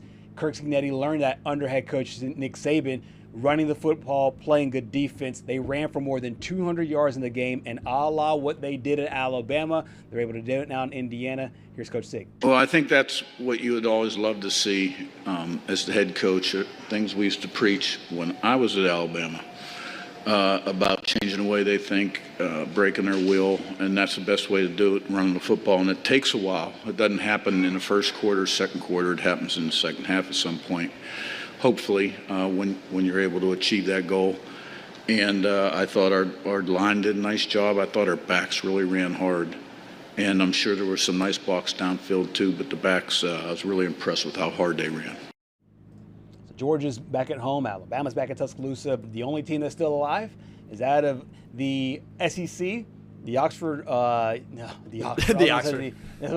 Oxford Yellow Jackets, but that's a high school team around here. They got a couple guys that are now on that Mississippi roster. But the Ole Miss Rebels are now going into that next round, and this is a team once again that have kind of rallied around their head coach and their quarterback, and they've taken all the momentum that we have seen from this team, I would say probably since the loss to Georgia. Yeah. And they've really taken it all the way through, knocking off Georgia, and next thing you know, they have another crack at making the national championship game. Yeah, and we'll talk a little bit more about this game here later in the week, but as we've mentioned all day, that guy right there, Trinidad Chambliss, has led this team to where some of the guys on this team kind of expected this, but a lot of people on the outside did not fully expect this this run to come from Ole Miss, especially after losing Lane Kiffin there to LSU. But just coming out this morning, Trinidad Chambliss and Ole Miss agreed to a deal if Trinidad is able to get a medical waiver from the NCAA, but there is some pessimism around the program that he will be able to obtain this waiver. This is a huge win. I don't think you could put into words how big of a win this is for Pete Golding, because all the talk since Lane Kiffin has left is, he's just going to go and bring all of his offensive guys. He's going to go bring Kejuan Lacey. Yes. Trinidad Chambliss is going to look great down there in the Bayou next year. Nope. Trinidad is going to return to Oxford if he gets the waiver. And like we said with Lenora Sellers, it still sounds so weird to hear that you agree to a deal, but here we are. It does sound weird to hear that these two teams have agreed to a deal and or agreed to mutually, whether it's parting ways or agreeing to a deal. It's got the professional talk to it. It is insane. And I've heard some things where now this probably helps him out in the court case because, hey, now he could put a valuation on what it would be. So if the NCAA denies it, you could say you would probably have maybe have an antitrust lawsuit saying, hey, look, you're denying me of this much money. So it probably works out both ways. Works out for Ole Miss, but also might work out for Trinidad Chambliss as it relates to his eligibility there in the SEC. Of course, he had a great scramble play. One of the highlights, the key highlights from a game from him with more than 300 total yards. Let's hear from Trinidad. Yeah, I just feel like, as a player and as, a playmaker, I think that, there's sometimes in a game where you kind of just black out or, the game just kind of moves so fast where you're not even thinking about what you're doing. And I think that was the situation. It was 3rd and 7, had to make a play. I know we were down at that point, I think 19-24, so a scoring drive would have been huge. And then I just felt like that was the best chance, to run around and then just find a way to, get a first down, and that's what happened. So Ole Miss now will move on. They'll play Miami. This is both these teams are probably two teams that I don't think a lot of people saw here. I'm really interested here in this line because Miami is opened up as the favorite here, as a 3-point favorite, and I'm scratching my head on this one. I am scratching my head on this one. Yeah, like actually, when is Vegas going to learn that this Ole Miss team is for real? But I guess the ACC people are going to be saying the same thing about Miami. When is everyone going to learn that Miami is for real here? But when you look at how these two teams stacked up, and again, we'll get more into this game as the week progresses. It kicks off Thursday from Glendale, Arizona, I believe. I think on offense, you got to give the edge to Ole Miss. But on defense, especially that defensive line, you got to give the edge to Miami. Correct. Again, it's going to come down to the run game. Can Ole Miss stop the run? If they can, I think they could stop Carson Beck. I mean, they've been able to lock down Zachariah Branch. Yeah, he had a great game against Ole Miss, but there were some times where, they were able to just play lockdown defense. Gunnar Stockton did not have a good game by any means outside of his 2 rushing touchdowns. So this Ole Miss team has lockdown corners, got great safety play in the secondary. It's just up front, can they win the battle in the trenches and force Miami to leave the ball in Carson Beck's hands, who Georgia fans would have loved to see a rematch or going up against their former quarterback. Yeah. I was almost rooting kind of for that storyline too. For the storyline, yeah, exactly. But it's going to be I honestly could see a game where it's the Carson Beck that we know going up against SEC teams, because last year he didn't really have a great game against Ole Miss. Right, that's exactly right. And then it's on the other side, we've seen a couple of SEC versus SEC matchups, but on the other side is going to be a Big Ten versus Big Ten matchup, a rematch, and a rematch, another rematch as well. This playoff has given us a few of those so far. I believe this Oregon's is the 4th. Only loss, the Ole Miss game, Ole Miss, Bama, OU. Georgia, Ole Miss, and this will be number 4. So far, the teams that won the regular season, Ole Miss beat Tulane, and then you had and every other one, it's been the reverse. Alabama lost to Oklahoma in the regular season, beat Oklahoma later on. And same thing with Georgia, Ole Miss. Georgia beat Ole Miss in the regular season. Ole Miss beats Georgia in the playoffs. That as an indicator, Indiana beat Oregon in the regular season. The final score on that one was 30-20. And since then, Oregon, of course, has not lost. They've looked pretty good in most of their games so far. I don't know how to feel about this one. I don't either. Because Oregon, they won 23-0, but that game across the board was awful. It was, probably one of the worst football games that I had the pleasure of not watching. I just box score watched that game. That game was awful. It was terrible. So I've got to easily give the advantage here to Indiana because they imposed their will on Alabama. I think they'll do the same thing in Atlanta against Oregon.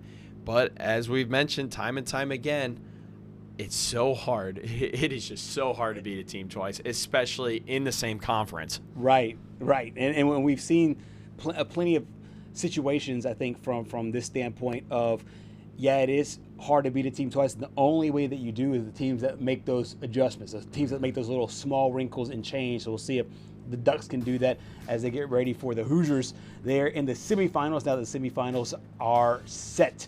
Coming up next year on Southeast Sports Plus, we talk some college basketball as well as some college football as well for teams in the SEC that played in some bowl games. That and more next.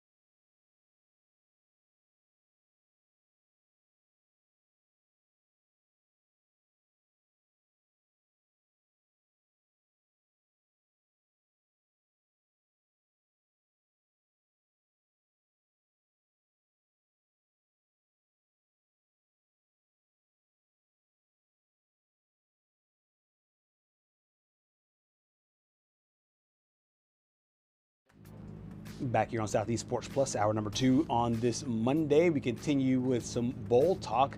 Teams in and around the SEC playing in some of the bigger bowls, and that includes the ReliaQuest Bowl, where Vanderbilt was. Now, one of the storylines going into this game was the fact that, with permission and with like all understanding, Eli Stowers, their all-world tight end, was not playing in the game. In fact, we played some sound last week of Coach Clark Lee saying, he's not going to play in this football game, and obviously did not play. Vanderbilt did not get the win. However, pretty solid end to the season in general, generally speaking, against Iowa. We got a chance to hear from our good friend Corey Curtis, who I think joins us now out of Nashville. Yes. Corey, there he is, my man.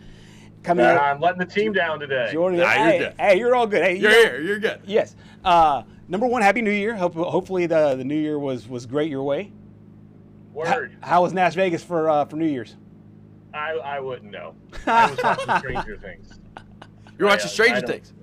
I was watching Stranger Things. Okay, all right. I heard it's mid. I haven't seen it yet, and obviously don't give any spoilers away. But from a thumbs up, thumbs down, Gladiator style, what would you go with? I can't believe they all died. That was just amazing. No, it was fine. It was fine. Yeah. I know some people really liked it. Some people thought it was mid, like you said. It was fine. It was fine. Yeah. It was just fine. We were talking about how it could have been more shocking. Sorry. Go ahead. Right. No, it makes sense. It makes sense, and I'll try to segue here. The fact that it felt like the fact that we had a Vanderbilt quarterback and an Indiana quarterback in New York for the Heisman Trophy. It felt like we were there in the Upside Down. There is Stranger Things. Yeah. Oh, no question. Diego Pavia and company close out the season there in the ReliaQuest Bowl, 34-27, the final score. There in Nashville, there in Florida, what are some of the biggest takeaways that you took from this game, from this team, and just the way this season ended with that 10-3 record? Well, I think my number one takeaway from the bowl season, I think the Big Ten was just better than everybody thought. And I know bowl games are bowl games, so I do, and I know Eli Stowers didn't play in this game, but Eli Stowers doesn't play defense for Vanderbilt. And that Iowa offense, which we probably should have had more respect for than we did going into the game, controlled the football game. They scored over 30 points. They made Vanderbilt chase. Their defense was good. Vanderbilt has been a spectacularly good special teams team for 2 years. They had a catastrophic mistake in that football game, and it cost them mightily. We talked about this going into the game, that we thought Vanderbilt would win the game, but certainly this wasn't a cakewalk, and you don't want to get into Iowa's world. And, an Iowa team playing with the lead is not one you want to play against. They're very well coached. Their players are always some of the most NFL-ready players when they get to the league. I've been covering the NFL for a long time, and when Iowa guys get here, it's just different. Yeah. It just is. Cooper DeJean, we've got Amani Hooker here. You see George Kittle out with San Francisco. We can go list, player after player after player. TJ Hawkinson. They're good. They were better than expected. I was impressed with the compete level of both teams in the game. For a meaningless football game, when that game started, I thought that thing was going to wind up in a fist fight before it was over. Look, they didn't play their best. It was kind of like the end of the season for them. They obviously played very well against Tennessee, but they had games like that against Missouri and especially Auburn that they were able to escape. Right. And they weren't able to escape. They weren't able to escape Iowa. You could argue that Eli Stowers would have helped them, but in the end, they just didn't make enough defensive plays to win that football game. So I am not going to use that as an excuse whatsoever. Corey, I feel like when you talk about this Vanderbilt football team, one of the best things that the Commodores did this year was run the football, whether it was Pavia or whether it was Alexander. To be held to 51 rush yards when you're averaging 173.8 per game, was it a little bit surprising to you or not? Because, I think I remember last week we were talking about how Iowa wants to turn this into a rock fight. Yeah. Well, and you know what it reminded me exactly of? What's the other game they went on the road on and lost? And we were like, man, they got away from the run game too soon. Texas. It was Alabama. Alabama, yeah. No, Alabama. They got away from the run game too soon. And they, Texas, they got down so big they had to throw the ball. Yeah. But in this game, they didn't. And there was plenty of time to keep playing their style of football. But they did get away from that. And so, in the end, it wasn't enough because they didn't play Vanderbilt. We talked about they want to the Vanderbilt wants to be in control going into the fourth quarter and then make you submit to their will. Right. And they didn't control the game to do that. And, so if you don't do that and you don't come up with stops, like I said, 34 points, guys. I mean, whether you run the football or not, that's too many. Mm-hmm. That's too many. They did not play defense well enough. And people were shocked to hear that Iowa had scored over 30, I think, 5 times this season. Right. So, he fired his son and, apparently understood the offense had to get better, and the Iowa offense has gotten better. And that win and the win by Illinois here over Tennessee were both nice wins for the Big Ten. Absolutely. Clark Lee has been saying all the right things from the moment that they were out of the college football playoff to Diego Pavia, whether it's missteps or things that are good. We got a chance to hear from him after the loss as well. Well, one of their most dangerous players is their punt returner, and so we knew that coming in. And I think there's times where you can overthink that stuff, and we've covered some dangerous guys this season, and we don't try to we believe in who we are, but one of the ways you can neutralize a return is just by rolling out and extending the amount of time the punter holds the ball. It's no different than hang time. It makes it effective on a rugby punt. That's what the attempt was. And I thought, I loved the play. I think Nick just lost track of where he was in the field. There was a time there where I was yelling, run, run, run, and had it been a more manageable, conversion attempt, I think that there would have been room for that. But Nick Harbour has been fantastic this season. We probably used him a little more than we wanted to today, but it's a great lesson for us all. It'll be on our teach tape from here on out, but unfortunate situation. But it was totally within the strategy we were trying to accomplish in neutralizing their punt return. In that moment too, keep in mind, at the end of the half, you just want them on a long field. You do not want to give them a possession in the midfield or across the 50. And it felt like we were on track for that. We just lost track of where we were on the field. I think for most teams, most programs, the whole narrative of the bowl game being kind of a springboard to the next season, especially in this day and age, could be a little overstated. But for Clark Lee and for what he is building, I think that there can be some merit there. What are your kind of maybe soft projections as we sit, 8 months away from the season beginning, of what this team can look like next year, given what he's already built from a foundation standpoint? Well, I think this bowl game was a capper on this season more than projecting into next season, because with Diego Pavia gone, it's going to be a whole new look for this team. By the way, I didn't hear all of what Clark had to say there. I do know he was extremely emotional in that press conference. Yeah. Not about losing, but about saying goodbye to this team, because you think this team helped him do something that no one thought he could or anyone could ever do at Vanderbilt, Vanderbilt being his school. And so, this team will forever mean a lot to him. Look, Jared Curtis, he's already on campus and he's already practicing with the team. That's what this spring is all about for Vanderbilt right now. And, look, do I expect them to be a 10-win team next year? No, I don't. Do I expect them to be a 4-win team? Probably not, but it's the SEC. I mean, how good is everybody else going to be? I mean, right. You don't have to take a far step back in this league to be like Josh Heupel and be really bitter after the Music City Bowl. I mean, you could see it on his face. I mean, they were 8-5, and he was not happy. Right. I mean, and now he's got a lot of pressure on him to do better next year in Knoxville. And so, Vanderbilt went 10-3, right? And, there's a couple games in there could have gone the other way. And you no longer have a fifth-year quarterback leading the way. You're going to have an 18, 19-year-old kid leading the way. And so, there's going to be a lot of pressure there. And, I think Yeah, I don't know what realistic expectations are going to be. Especially, we're playing 9 conference games next year now, right? Yep. Yeah. So 9 conference games and another Power 5 game. So there's only 2. There's only 2 games that you can schedule that are on the softer side. So it's not going to be easy for Vanderbilt to repeat. But the big thing is they feel they have the infrastructure in place now to continue to build. They've got the template in place. They've got the money that they know they need to spend to retain and get new players. They have the facilities to attract players.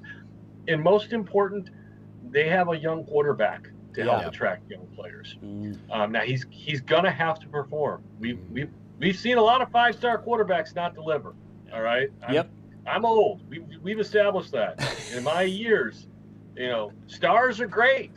Performance is better. Yes. Yeah. So we'll have to see. I don't go into next year thinking they're going to be 2-10. That's for sure. Right. But we'll wait and see. Corey, you brought up Jared Curtis, and following the Syracuse Orange football program this year, I almost just have to ask this question because I saw what happened. They got Steve Angeli. They thought he was going to be Kyle McCord 2.0, and then what happens? He gets hurt. Would you expect Vanderbilt to go into the portal and maybe get like a QB2? Yeah. Oh, absolutely. You have to. Right? I mean, I think they have to get an experienced quarterback. Number one, if he's not ready. Right. I mean, because he played small private school football. All right, like the lowest level of private school football. There's only like 2 or 3 of them here, so it's not like a 1 through 6. But still, there's historically large private schools here, MBA, Ensworth, Brentwood Academy. He's not playing those. Right. All right. He's playing the next tier down. But still, for 3 years here, he was an unbelievable player. But, look, we just got done with Titans clean out and talking with Gunnar Helm about life in the NFL compared to college. Right. Okay. He will tell you they are built different here. Yes. All right. Yes. And going from private school football in the state of Tennessee to the Southeastern Conference, they are built different there. All right. And so it doesn't matter who you are, there's still going to be an acclamation, to the game. And I may be wrong. Jared Curtis may come out and win the Heisman next year. That's true. Yeah. Maybe. Who knows? Yeah. I mean, didn't Johnny Manziel do it as a freshman? As a freshman. He's exactly right. That's exactly right. So I never say never. I'm just saying you have to be realistic. Right. You have to be realistic. Yep. And part of that being realistic is having a solid backup, but also if he gets hurt. I mean, your season can't be over because your quarterback gets hurt. Right. And now with the portal, you're in position to just bring in an experienced guy. I mean, shoot, Ty Simpson may be available from everything I hear. And so he's a not Tennessee that guy. they're going to bring in guys. Not they're going to bring him in to compete. Martin. What are they saying? Knoxville not out of the way? Out of the talk there. Yeah. So, yeah.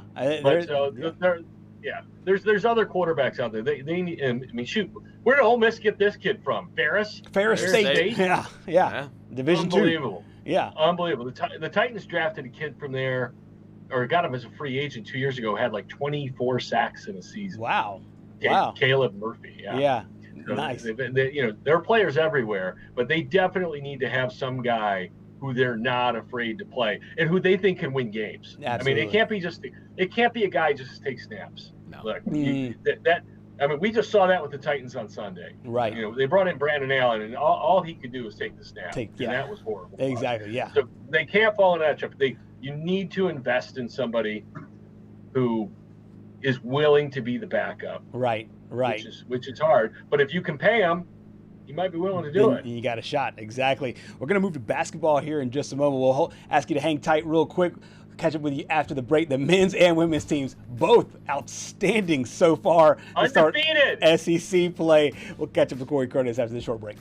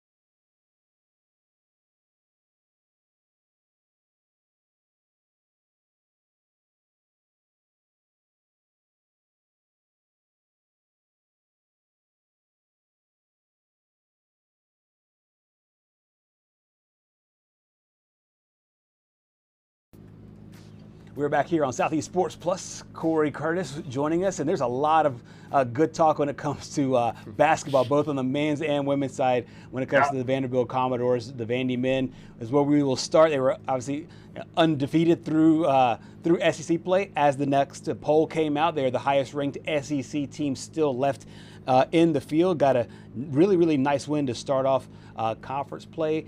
Tyler Tanner, obviously a guy that you know very well from his high school days there as well, opens the season with a double-double. What do you make of this team and what Coach Byington is cooking up so far this season? You know, they just continue to do what they do, and that's score points. I mean, 83 points in the SEC opener. You know, going on the road, that's a good way to get started. I mean, like we talked about last week, they're not going to go undefeated. We know that, but you know, they can score. You know, the one thing we wondered this year is we knew they had a variety of people who could score. All right. Yes. We've seen that. But when they absolutely had that gotta have it moment, who is that guy going to be? And we really haven't had to see it quite yet. But I think it's looking more and more like Tyler Tanner with the ball in his hands is what you're going to want to see when it comes down to gut check time for this team. You know, he's not the biggest guy, but whether it's away from the hoop or driving to the hoop, he finds a way to get the ball in the hole. You know, he's very, very explosive. I mean, he's not the biggest guy, but he might have more dunks than anybody on the team this year. You know, because, I mean, he looks like he's straight out of the YMCA, but the kid can play, and he is a consistent scorer. But he had a career-high 14 assists as well in that win. So, but, you know, guys, you can get assists when you pass the ball to guys who can knock it down. That's right. You know, if you're passing to open guys and they're launching bricks, you don't get assists for those. But that's as close to a perfect stat line as you can have. Right no there, question. Isn't it? No question. I mean, 19, 14, 10 for 10 from the line. My goodness. Yeah, 14 of the 17 assists too. Corey, you talked about a gut check, and Vanderbilt is going to get a gut check here on Wednesday when they host Alabama, arguably one of the biggest basketball games in Nashville in quite some time. What do you really long time? Like it's been a long time, and Alabama's coming off a really nice win over Kentucky over the weekend with Aiden Holloway having a really nice game. What can we expect from this Vanderbilt team getting ready to host an Alabama team that's been kind of up and down, but they've played such a tough schedule in the non-conference? Well, I think it's a really good question, Patrick, because we talked about this last week. They haven't faced elite competition quite yet. And this is going to be their first chance to play a team that can be a contender come March. And so it's going to be a really good test for them. I think it's going to be a good test for the Vanderbilt fans because they haven't had much to cheer for a decade. Yeah. And so I don't know if you've seen Memorial the last few years. It's been sparse. And both Coach Byington and Coach Ralph have been vocal about it, how they would like the support for their teams. And support isn't built overnight. Now, both their teams went to the tournament last year. But a lot of teams go to the tournament. There's a difference between going to the tournament and being 28-0, which is, I think, what they are right now. So that needs to be a big crowd. It needs to be a vocal crowd. You know, I don't think they necessarily have to have the crowd to win, but I don't think it would hurt. And also to start playing in those environments because they're going to start playing in more big games. You know, I'll put it to you this way. I think they can take a step forward and still lose the basketball game. I think if they play a down to the wire game and maybe Alabama just single digits just has higher end talent. I mean, we talked about it. That Vanderbilt's not a team loaded with 4 stars and 5 stars. They've got a bunch. They are a bunch of pieces that work. Okay. And that. Go ahead. I'll ask you this because obviously you've been following the Vanderbilt basketball team a little bit more, and there's going to be one storyline that I feel like we're going to talk about in this game, and it's how well does Vanderbilt guard the three-pointer? Yeah. You know, that's going to be a really good question, you know, to see, because I don't know that they have faced elite talent this year, and I don't have that number in front of me. But that's where the step up in competition, you know, comes into play. I do know this: They can shoot the three. Oh yeah. But like I said, when they got dragged into a rock fight in Memphis, they responded. Mm-hmm. They responded. Mm-hmm. When they went down to Wake Forest, they defensively shut that team down. How good is Wake Forest? I don't know. Right. I don't know. Right. They're not Alabama. They're not Alabama. I know that. And how about this? Is Vanderbilt athletic enough to go up and down the floor with the athletes that Alabama's going to have? I think that's something that has to be seen as well. Yeah. Just looking at Ken Palm, this should be a great offensive game. Bama comes in number 2 in offensive rating. Vandy comes in number 6. But Vandy's defensive rating is number 14. Bama's number 70. I know they've played a lot tougher competition. So it will be interesting to see those two teams go up and down the floor, given what they did in the first game of the SEC. Meanwhile, we can't talk about the SEC openers without talking about what happened on the women's side of things, because this is a team that's also undefeated and probably, I don't know if I'm misstating this might be the most impressive win in the early part of the season. Yes, it as is. the women got a big win over Coach Kim Mulkey and LSU. Break down what you've seen from this team, because this women's team has been they've been opening people's eyes all year. Well, they got a fortunate call late in the game when Michaela Blakes didn't step out of bounds with one foot. She stepped out of bounds with both feet, and the officials missed it. I think Kim Mulkey's sequence blinded them, and they couldn't get. But you know what we saw in this game? Okay, Aubrey Galvin, the freshman, had another really strong effort, and it was a good effort from Vanderbilt. But they were down, and what happened in the fourth quarter? Michaela Blakes takes over. I think she scored 15. I think she scored 15 in the fourth quarter. Right. And that's why I say she is one of the top 3 players in America. She has scored 35 and 32 points in 2 SEC games this year. And even though she's playing off the ball, this is exactly what we talked about before the season. She is playing off the ball now that Galvin hasn't. But when it comes to gut check time, like we talked about with the men, it all goes through her. And you see why it goes through her, because she's able to beat LSU, not necessarily by herself, but kind of by herself. Right. Let's be realistic. Yeah. And when you have elite talent, Shea Ralph is a great coach, but you don't have to be a great coach to tell Michaela, go win the game for me. We saw it last year when she scored 55 against Auburn. Okay. And you saw it against LSU when she scores 32 points, 15 of them in the fourth quarter. All they have to be is close. Yep. And then they can turn the game over to Michaela. And this is what she does. Now, we'll see how everyone else reacts. I mean, everybody knows that's coming, right? Oh, yeah. I mean, LSU knew that was coming, but they couldn't stop it. Right. They couldn't stop it. Right. It's like She's still good. There's going to be a time, though, where she needs help. Somebody else is going to have to step up and score some big baskets in some games. Right. Yeah, and she has certainly done so. And you mentioned Coach Shea Ralph, and he obviously talked about this big win. It's kind of one of those things that can be a trendsetter for this team as they move forward. But, we did get out rebounded, but it didn't feel like we got out rebounded by 20, especially in the second half. And I think most of that was like we were battling for them, but then we were coming up with loose balls. And Sasha made an impact on every single loose ball or play or rebound or, rotation, block shot. She did exactly what we've been trying to get her to do, for years. But it's really cool because we've been working on it. And she saw today the fruits of that labor. But it wasn't just her. How about Ayanna Mitchell, right? Jada Brown, who came in. These kids, not one of those 3 last year played meaningful minutes in the SEC. And those 3, we wouldn't have won the game today without them. And Coach is talking about how the fact that they don't have a whole lot of experience going into this season, but they've certainly provided a nice spark here for this basketball team. Coming up next, it is a date, I think, with Alabama that they have coming up next. No, that's the men's side. The women's side, not sure who their second game is. How do they keep this thing going as they continue to move on there in the SEC? Well, I think in the classic coach speak sense, they just need to worry about Vanderbilt. They're one of those teams where if they come to show up and they play their game, then they're going to be in position to win most every game. The thing that I would say they have to worry about most is to continue to develop secondary and tertiary scoring.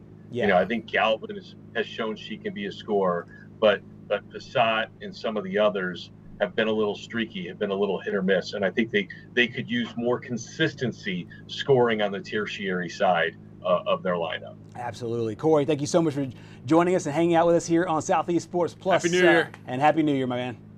Happy New Year, guys. Sorry I was late, you know. No, it's all good. It's all good. I had important things to do. You're looking for a new coach. The Titans are clearing out shop. I mean, I know it was a busy day for you. We really appreciate your time. Yeah. You know what? I was just reflecting last night. I was at the Belmont game. My Southern Illinois Salukis were in town, and we won at the buzzer. Nice. So the national sports guy going in his SIU gear rooting for the other team. I don't think that might have been frowned upon, but they just had to deal with it. As long as you had a Saluki pin that says, I'm a grad. I mean, you're allowed. I had my pullover on. There you go. Heck yeah. Corey, thank you very much, my man. All right. Corey Curtis joining us from Nashville, Tennessee. Obviously a really busy time here. We will close up today's first show of 2026 next.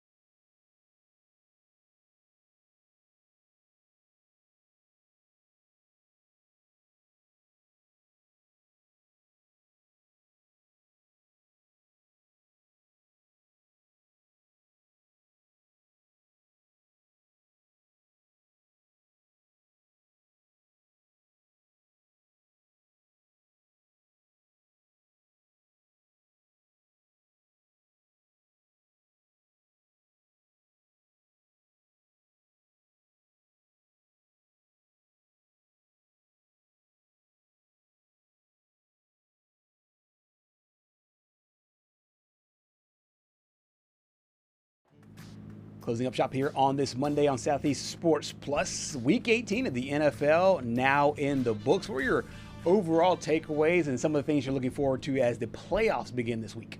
Well, the first thing is neither the Panthers or the Buccaneers should have made it to the playoffs. It should have been either the Saints or the Falcons, because when you look at the records over the last, I believe it's 8 weeks of the season. Right. Both the Saints, I think the Saints had the best record in the NFC South over the last 7 weeks. Yep. And it was just, it didn't end well for the Saints. I know Tyler Shuck I think he had a pretty good game playing with a lot of backups. But that game really stood out to me, the Buccaneers-Panthers game, where it was just like, man, both of these teams, I would not lock up Bryce Young for a long time. No, I think that I'd be very cautious about it. Yes, me too. And there are some cautionary tales out there about picking up a guy too early in his deal there. And I'm with you. I think there's still questions left to be answered for that team. For Seattle to hold the San Fran at 3 points, and I know they picked that up one was also shocking. They picked up the #1 seed there, and I wasn't necessarily surprised that Seattle won. It's kind of how they won, and now moving forward, do you buy Sam Darnold now more than last year, given that we've seen him have a successful regular season and then kind of falter in the playoffs? Yeah, and I know they're going to be the Super Bowl favorites right now entering the postseason. I definitely am high on the Seahawks. Just rolling through all of the games here real quick. The Ravens-Steelers game was just such a shocking ending. But I think that was Lamar's last game there in Baltimore, in my opinion. Wow. And one more thing. I was shocked that Zach Taylor still has a job today with the Bengals. Yeah, that absolutely shocked. That one's interesting. There's a few that did not get fired away on Black Monday. Joe Schoen comes to mind as well. Joe shouldn't come to mind, coming to mind there, but the Steelers getting that big win over the Ravens. And I'll tell you, a team right now I do not want to play is the Jacksonville Jaguars. Yes. They look legitimate. I'm sorry for the Bills. They look absolutely. You're cooked. I know. They look legitimate. We'll dive way more into that and the college football playoff coming up later this week on Southeast Sports Plus. We'll see you here tomorrow from 2 to 4.